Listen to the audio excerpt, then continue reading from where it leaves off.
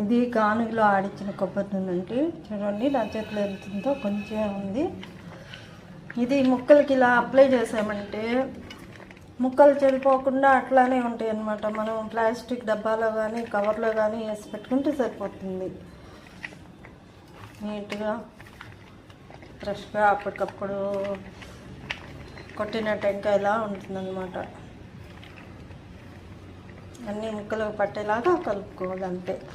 ఇది గానుగలో తీసిన కొబ్బరి నూనె ప్లాస్టిక్ డబ్బాలో స్టోర్ చేసి పెట్టుకుంటున్నాం. ఫంగస్ అనేది రాకుండా బాగుంటుంది, ఎన్ని రోజులైనా నిల్వ ఉంటుంది. మీరు ట్రై చేయండి ఫ్రెండ్స్. నా వీడియోలు నచ్చితే లైక్ చేయండి, షేర్ చేయండి, సబ్స్క్రైబ్ చేయండి. మధ్యలోనే స్కిప్ చేస్తూ ఉన్నారు, ఎంకరేజ్ చేయండి. మీ సపోర్ట్ నాకు కావాలి. ఓకేనా ఫ్రెండ్స్?